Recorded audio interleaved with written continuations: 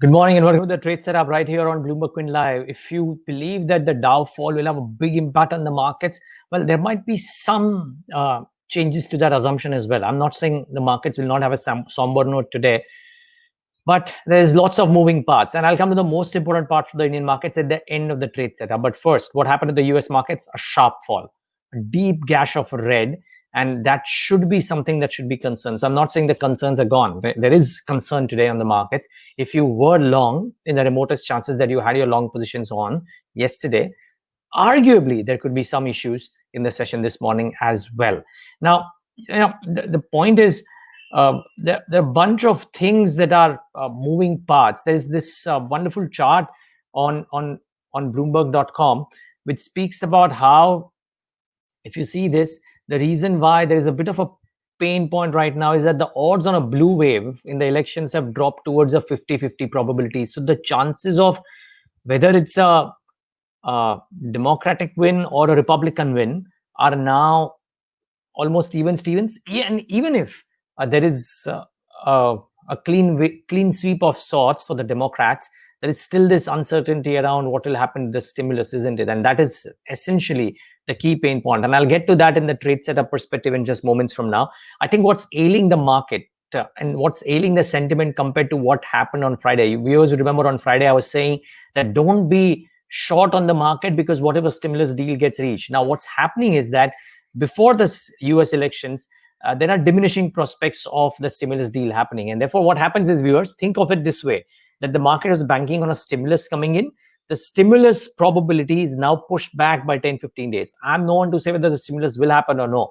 But from whatever little I read, that the prospects of the deal happening before elections are now going down. And therefore, the markets are saying that the big support that was due to come for the markets, which is the stimulus, is now pushed back. And therefore, there is a bit of an uncertainty. There is no plank on which the market can rest in the current point of time.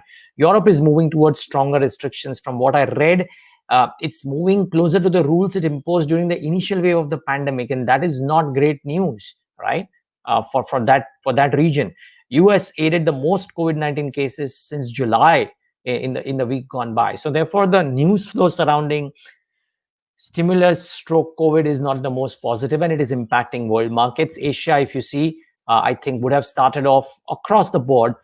Asian bourses would have started off with a bit of red on the screen, not as deep because the US futures, as we speak, are in the green. So you keep that at the back of your mind, which is what I was saying, that if you thought of gloom and doom, looking at what the Dow and the S&P did, which is a 2% gash, Asia is probably a bit more well-behaved. Europe too was very weak yesterday, by the way. Can we have the SGX Nifty up on the screen just very quickly, just to show you what the mood around the Indian markets is? And again, it won't be as somber. In fact, SGX currently shows a start in the positive, which is probably not a bad sign, and probably driven by two factors. And one of them is, of course, the Dow futures, and the other one is the MSCI changes, and I'll get to that in a bit. Okay, or can we actually have the MSCI changes played first? Let me just tell our viewers what is the most important thing from a trade perspective in the session today as well. So viewers, this is what has happened, and we are still trying to decode what it would mean for individual names, but I'll try and simplify this for you viewers. What MSCI has announced is that going to implement changes in foreign ownership limits containing Indian securities. The changes will be done at the close of November 30th, effective December 1st. The foreign ownership for securities in MSCI India equity universe would be equal to the limit as per the automatic rule. Now, this is the basic thing. The important detail will come up, hopefully, maybe will come up in the next plate. The important detail is that MSCI is saying that there are exceptions to this automatic rule. And one of the exceptions is that the cases where a higher limit is approved under the government route. So, case in point being that under the automatic route in a sector, if the limit was set at X%, but under the government route, if the limit is higher, then MSCI now will say that we will not set it at per the sectoral limit. So in case of certain banks, etc., it will not be capped here. It will be allowed as per the government limit. And therefore, companies, if they want to buy post November 30th, of course, if there is buying that has to come in, it could come in. Now, very simply, again, we need to do our math. So please keep this in mind, viewers. But just the basic back of the envelope calculation and the limits study seems to suggest that, for example, a Kotak Bank, the FPI limit for a Kotak Bank is currently at 42.23%. Okay, the current FPI holding, the limit is at 45%.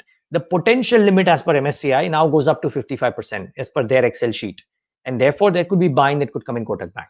That is the simple point that I'm trying to make. Now, again, this buying will come if indeed the FIs are interested in buying more of Kotak Bank post December 1st. But smart traders will believe that maybe in a bank like Kotak, there will be buying naturally so, and therefore let's go out and buy it. Now, these are the things. So there's a lot of ifs and buts to these assumptions. Therefore, please be careful. Don't go out and think that it is necessarily going to happen. But I suspect that in names like Kotak Bank, in names like maybe Adani Green, wherein the FPI limit is 22.43%, the limit is 24%, and the potential for an ownership limit could go up to 100% because it's allowed under the automatic route. Now, all of those would be places of interest in the session today. And if heavyweights like Kotak, Larsen, etc. see some buying, it could be positive for the Indian indices, right? And therefore, that's the key thing. Please study this, viewers. We'll try and put out more information on the BloombergQuint Twitter handle during the course of the next few hours. We're still understanding this and trying to study this and speaking to experts. But this is the long and short that I could make of it immediately for trade setup. So that's the key thing. So keep that in mind. Now, what else should be in mind? It's not just MSCI, isn't it? We need to focus on the other things as well. There are a few results that are going to come out today. Bharti Airtel, for example, Tata Motors, and the stock will be in focus because PTI reported that they are looking for a buyer for a passenger vehicle business. Maybe they could officially make this announcement, talk to or tell us about who they might be talking to, what have you. So I think all of these could be in focus. Other results include Amara Raja, SEAT, ICICI Prudential, Nippon Life, AMC. All of these would be in focus. The stocks to watch out for at 9:15 today, though, there are a few that I think are important. So first, the three key losers in trade yesterday: Reliance Industries, Bajaj Auto, and Hindalco. I'd watch out for all of these three. Hindalco had global reasons for falling. Bajaj Auto had company-specific reasons for falling because the management came out and said the sales are not great. In the case of Reliance, we know why the stock fell. Amazon has fired the first salvo in a battle, and people would want to believe that it's going to be a bloody battle between two key giants. Now, if everybody thought that Reliance will not have any competition because Amazon was also going to invest in Reliance Retail, that assumption seems to getting challenged. And that is the problem for Reliance Industries. So viewers, watch out for each of these three names in the session today. That aside, results-based, new kid on the block, Angel Broking did have as great a listing as some of the others did, but Angel Broking numbers seem to be pretty strong, really. Revenues up 80%, net profit up 3.9x, EBITDA up 3 times, margins at 35% versus 21%. So all seems hunky-dory for Angel Broking. Let's wait and watch how this shapes up today. Since it promises to be a good start, you might have Angel Broking reacting. Again, Torrent Pharma, and I saw a slew of upgrades on that stock, by the way, but these are what the numbers are. So the revenues were below estimates, but the net profit, well and truly above estimates, 310 crores, margins, 31.5%. I think Axis Capital has gone out and raised the target price. Maybe the Jefferies note also looked positive on Torrent Pharma. So do watch out. This is another stock that could have maybe a positive reaction in the session. Not bad numbers. Finolex, fabulous numbers. Revenues at 585 crores. The estimates were 506. But look at the bottom line and the margin performance compared to estimates. Very, very robust.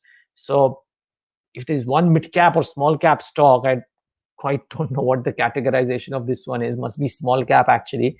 But that one stock that could react positively today based on numbers, it probably could be Finolex Industries. Agrarian stocks are anyways in focus. So do watch out for Finolex.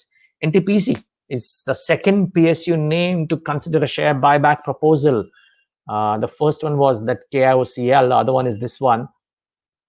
Do watch out for Ntpc in the session today. Could be an interesting name. But all eyes would be on the MSCI changes and the resultant impact that potentially could have on stocks. So we'll watch out for those. So keep them in mind. And of course, the result boys, particularly Finolex, could be in focus. The only good thing from a bull's perspective is that it's not looking as bad a morning as people were thinking about yesterday when the Dow was down 600, 650 points. It still was, but I think the morning is turning out to be slightly better than those estimates. Thanks so much for tuning into the Trade Setup, viewers. Keep tuned into BloombergQuint, especially the Twitter handle. We are going to post a lot of updates pre-market. Thanks so much.